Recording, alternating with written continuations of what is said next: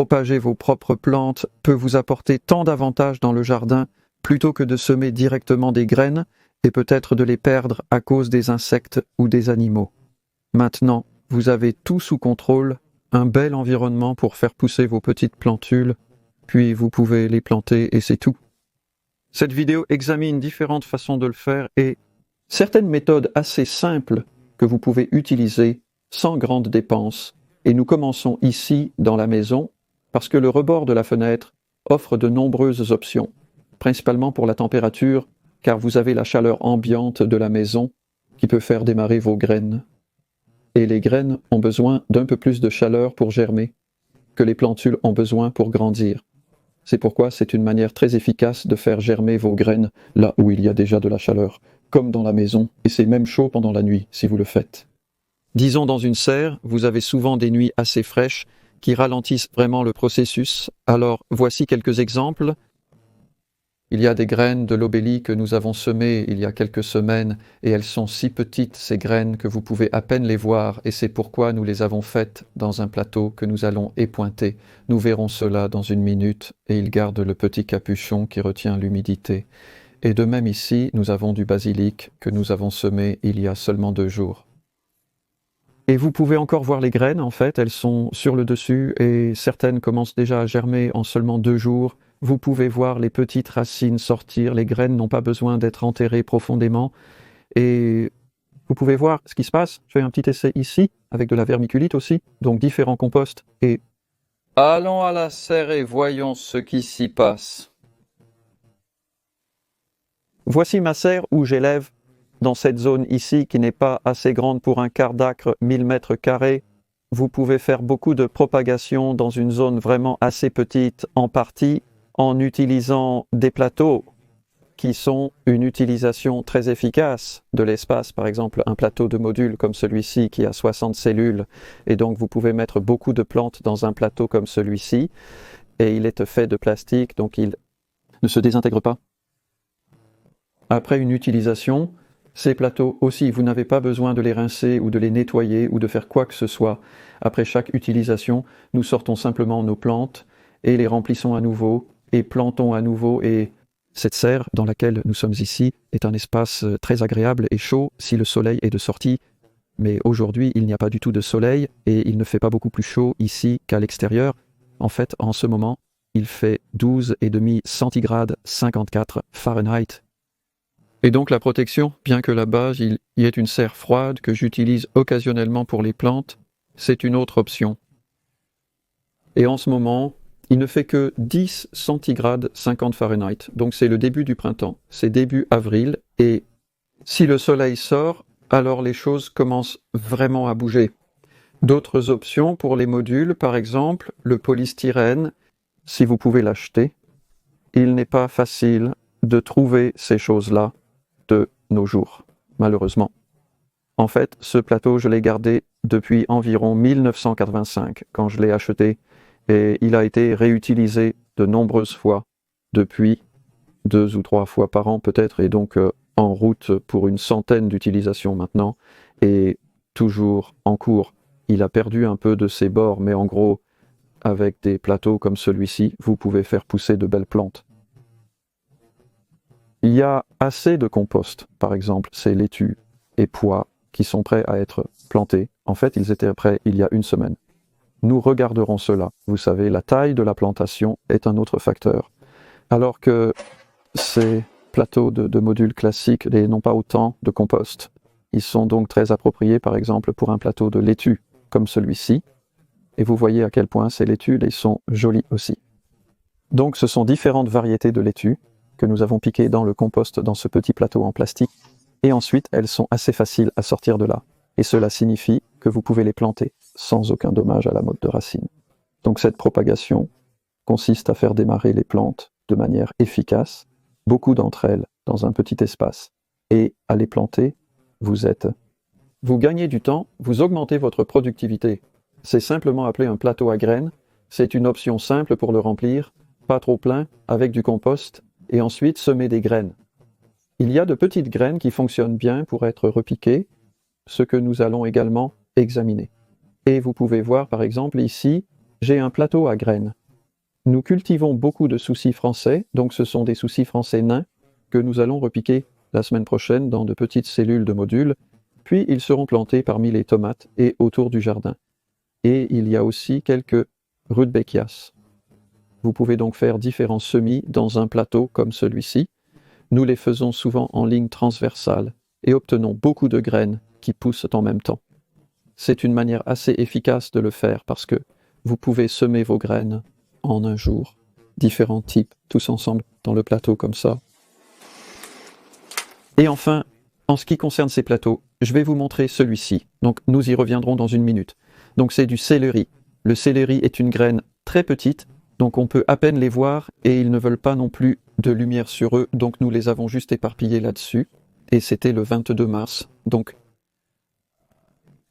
ouais, il y a 2 semaines, un peu plus, et je les ai fait germer sur le rebord de la fenêtre dans la véranda, et maintenant ils poussent ici sur le lit chaud que nous allons regarder dans une minute, et ils vont être repiqués. Je vais vous montrer un peu comment repiquer du céleri. Enfin, il y a une option. Avec toutes ces choses que je vous ai montrées jusqu'à présent, ce sont toutes en plastique et pas idéales. Vous pouvez les réutiliser plusieurs fois, mais si vous voulez vous en détourner, c'est un bloqueur de sol. Et c'est un petit appareil simple que vous remplissez, vous le poussez dans un seau avec du compost humide,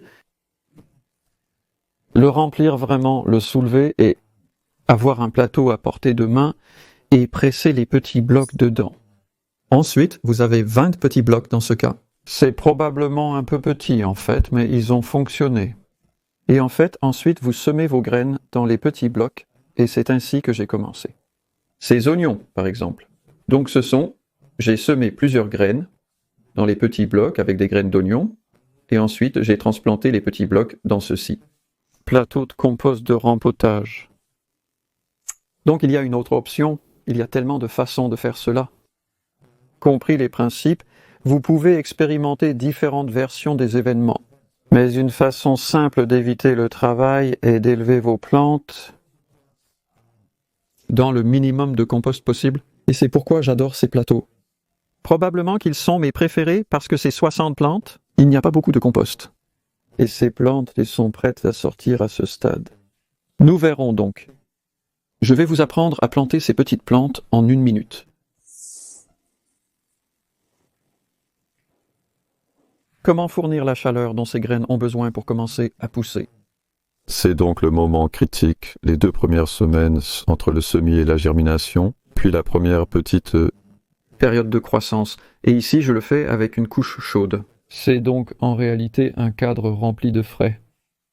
De fumier stable, c'est du crottin de cheval et de la paille, qui chauffe en 2 jours à 60 degrés Celsius, 140 Fahrenheit, et la chaleur de cela monte. À travers, nous avons un cadre en bois sur le dessus qui est soutenant tous ces différents plateaux avec des graines ou de jeunes plantes.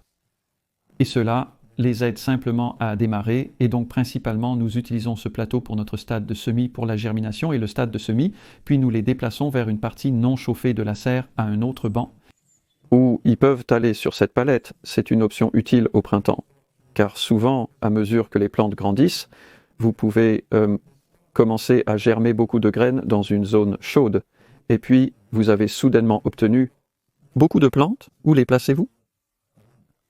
Avant qu'ils ne soient tout à fait prêts à sortir. Alors nous avons juste mis cette palette sur le dessus avec en fait une culture qui pousse encore en dessous, donc c'est une sorte d'utilisation d'espace empilé là.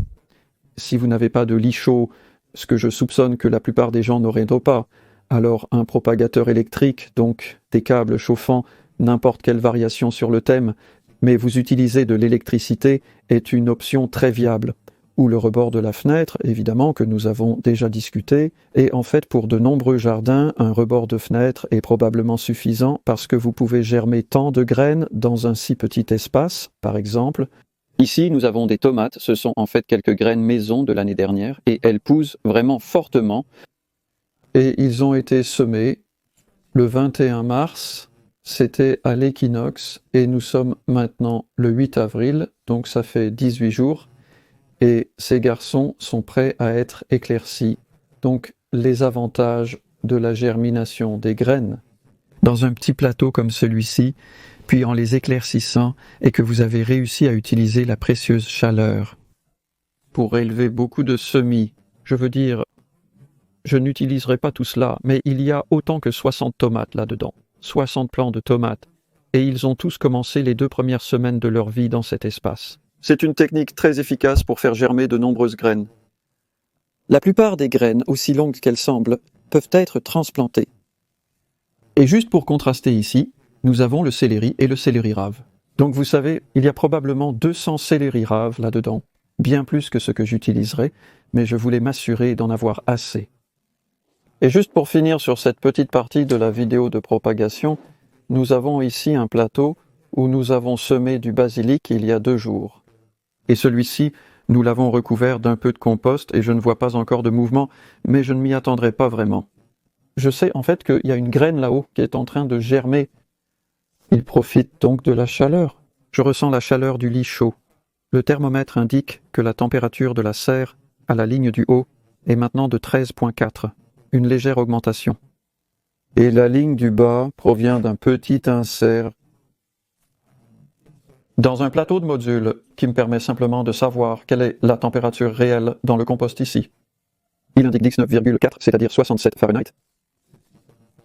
Vous pouvez donc voir comment la couche chaude donne un bon coup de pouce à la chaleur du compost dans lequel ces semis commencent la vie pour la plupart.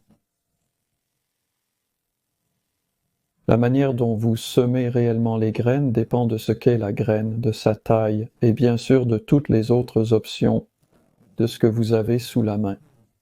J'ai traité le semis multiple dans plusieurs de mes vidéos, regardez-les.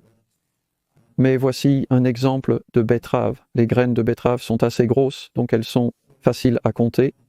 Et nous en mettons 4 dans un petit trou dans le compost. Et voilà, nous avons 4 plantes. Cela n'arrive pas toujours. Certaines graines de betterave germent plus d'une et vous en obtenez plus. Donc vous devez les éclaircir.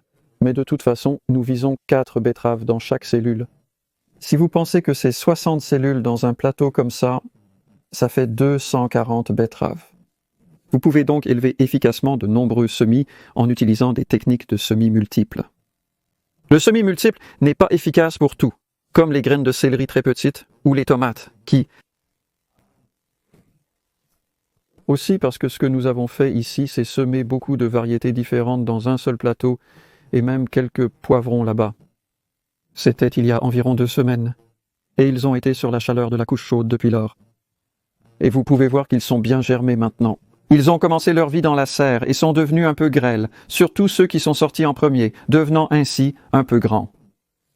C'est faisable en éclaircissant, en variant les tiges. Donc, l'éclaircissage vous donne un moyen de corriger certains problèmes potentiels et de rendre les plantes un peu plus robustes. Donc, toutes ces différentes variétés de tomates, nous allons maintenant les éclaircir dans des plateaux de modules. Et après cela, nous les mettrons en place. Mais ce ne sera pas avant encore 2 ou 3 semaines. Mais l'étape de l'éclaircissage c'est très très simple. Vous retirez simplement les semis d'un plateau à graines comme ça. Voici un céleri par exemple. Et j'ai déjà rempli ce petit plateau avec du compost et je le pousse simplement dedans. Ce n'est rien de précis. Vous savez, le petit bout de racine obtient peut-être perdu en chemin ou espérons que non. Et vous faites juste assez de trous pour le mettre dedans. La racine n'a pas à descendre verticalement ou similaire. Donc là, nous avons des céleris qui vont de là à là. C'est rapide, facile, et ils continueront à pousser. Ils seront probablement prêts à être plantés dans le jardin dans environ 4 semaines.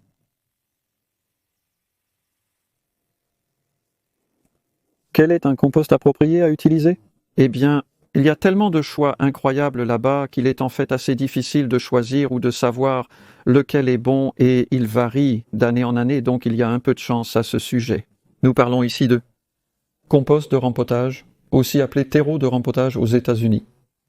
Il s'agit donc d'une sorte de compost qui va contenir une bonne quantité de nutriments et aussi un bon drainage, et c'est là que, parfois, vous pourriez envisager d'ajouter quelque chose comme ça, qui est la vermiculite, pour améliorer le drainage, mais surtout vous devriez pouvoir acheter ce qu'on appelle un compost polyvalent, ou tout usage qui est bon pour tout, de la semence à l'ébourgeonnement, à l'élevage d'une petite plante, voire au rempotage, et quand vous en trouvez un bon, ce n'est peut-être pas une mauvaise idée de s'y tenir. J'utilise le West Riding depuis longtemps maintenant. Il fait un excellent compost, mais ici, nous faisons en fait un petit essai. Je suis toujours en train de tester de nouveau. C'est fascinant de voir les différences. Ce sont 4 composts différents que vous pouvez acheter actuellement au Royaume-Uni, et vous pouvez voir qu'il y a une assez grande différence dans la taille des plantes là-bas et de ces 4 petits plateaux avec 6 plantes chacun. Les plus grandes plantes pour le moment sont la seule des 4 qui n'est pas organique. Cela arrive assez souvent. J'ai remarqué que vous avez une incroyable poussée de nutriments provenant des nutriments synthétiques, chimiques, mais ce qui peut alors se produire, c'est qu'ils s'épuisent soudainement, et votre plante n'est peut-être pas si bonne à long terme. Donc vous savez, c'est un peu des hauts et des bas, ils peuvent choisir, mais ce sera intéressant. Nous allons continuer à faire pousser ces plantes pendant un peu plus longtemps, et voir ce qui se passe. Je veux dire, ici, par exemple, nous avons un plateau de moins, c'est du compost organique. Donc vous pouvez voir qu'à la fin, il y a beaucoup de nutriments là-dedans. Avec le compost organique, il démarre parfois un peu plus lentement. Donc vous avez élevé ces belles plantes, et puis vient le moment de la décision. Quand sont-elles prêtes à être mises en terre? Et je plante souvent assez petit. Alors je vais vous donner quelques exemples du stade auquel je plante pour vous donner quelques idées. Par exemple, regardez ces gars-là, ils ne sont pas très grands. Ce sont en fait des navets multizones. Et nous avons déjà planté les plus gros et laissé ceux-ci dans le plateau pour quelques jours de plus. Et je suis très heureux de planter ces navets quand ils ne sont pas plus gros que ça. Cela fonctionne, donc n'ayez pas peur de mettre des plantes quand elles sont petites. Si votre sol est prêt, si les conditions sont correctes à l'extérieur, et peut-être que vous manquez aussi d'espace de propagation à l'intérieur, donc planter de petites plantes peut être une grande économie à bien des égards, et les petites plantes prennent aussi mieux en terre si vos plantes deviennent vraiment grandes, ou légèrement dépasser le module. Vous obtenez ce genre de choses qui se passent, ce sont des choux. Les choux sont de grandes plantes affamées, ou potentiellement le sont, et vous voyez comment les feuilles inférieures là, les cotylédons juste derrière mon doigt, deviennent de couleur pâle. Cela montre comment le compost du module commence à manquer de nutriments. Et ceci, évidemment, est un très petit bloc, et c'est déjà une assez grande plante de choux. Donc, nous avons planté autant que je vais en avoir besoin en fait de ceci. Nous n'allons probablement pas les utiliser à la fin, mais je les garde toujours. Au cas où, c'est une autre bonne chose à faire, c'est juste de garder quelques-uns en réserve. Mais du coup, ceux-ci ont poussé pendant une semaine depuis que nous avons planté le lot principal, et ils sont maintenant un peu trop grands pour le compost qui est là. Si vous vouliez les faire pousser un peu plus, vous pourriez les mettre dans un module légèrement plus grand, mais c'est souvent en fait beaucoup plus rapide, plus simple et moins cher de simplement les mettre en terre avant qu'ils ne deviennent trop grands, et vous pouvez voir l'effet d'avoir un peu plus de compost sur une plante très similaire. Donc c'est du brocoli, et ceux-ci ont été semés en même temps que le chou, mais nous les avons éclaircis dans un bloc de compost légèrement plus grand. Donc cela a fait un légèrement plus grande plante. Donc c'est un exemple des options que vous avez, mais les petites plantes fonctionnent aussi bien. Il y a une plante de roquette, par exemple, qui a été à nouveau cultivée dans la même quantité de compost, pas tout à fait aussi grande que le brocoli. Et puis ici, nous avons des pois de 2 dates de semis différentes. Et vous pouvez voir le même effet que nous avons vu sur le chou, où la vieille plante de pois devient un peu jaune en bas, elle manque de nutriments, elle aurait vraiment dû être plantée au moins une semaine plus tôt, pour moi, en tout cas plus à ce stade. Donc celle-ci a été semée une semaine après celle que je viens de vous montrer, donc c'est une plus jeune, qui a été semée le 20e de mars, donc ça fait un peu moins de 3 semaines, c'est largement suffisant pour qu'un pois soit prêt à être planté. Donc je suis très content de planter des pois à ce stade ou plus petit. J'ai fait une vidéo sur comment cultiver des pois et vous verrez dedans que je plante des pois assez petits.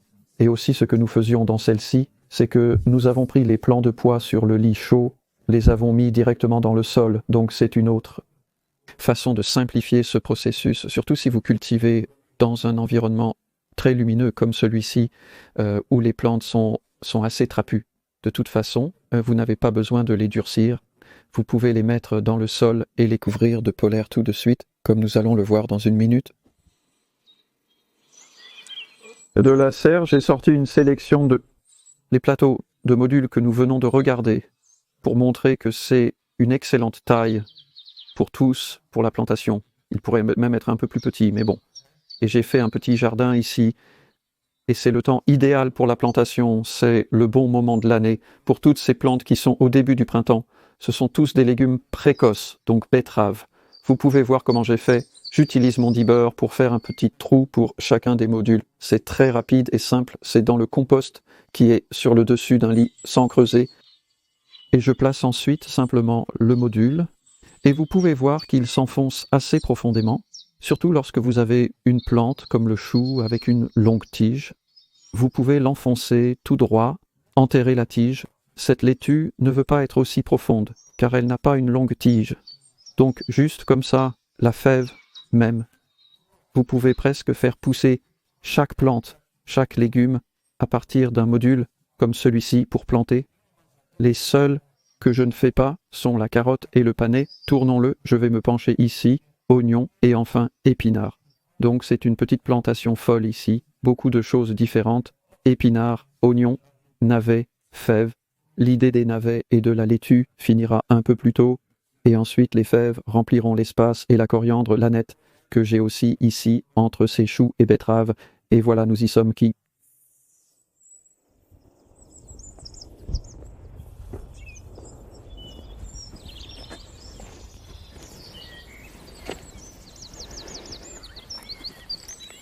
Je viens de découvrir quelques plantes que nous avons mises dans ce lit il y a à peine 8 jours, mais vous pouvez voir qu'elles étaient donc assez petites au moment où nous les avons mises, parce qu'en fait, elles ont à peine poussé, mais elles ont fait le dur labeur de s'établir, et sans trop de dommages causés par les parasites, un peu de manger de limaces, mais rien de trop grave, donc c'est encore seulement début avril, rien n'a à peine poussé, et pourtant déjà, nous avons un lit planté avec des semis matures, qui avec le temps, qui se réchauffe enfin, et avec cette couverture en polaire sur le dessus qui aide à garder cela même aujourd'hui, quand il ne fait pas soleil, mais il y a assez de luminosité et ce compost se sent chaud. Le compost de surface, la polaire piège le rayonnement solaire et le transforme en chaleur pour ces plantes. C'est donc un moyen très efficace de faire pousser vos jeunes plants. Et je suis maintenant confiant qu'en 6 à 8 semaines, nous récolterons des épinards et de la laitue et quelques oignons de printemps et autres choses. Donc, l'élevage des plantes est un excellent moyen de commencer la saison.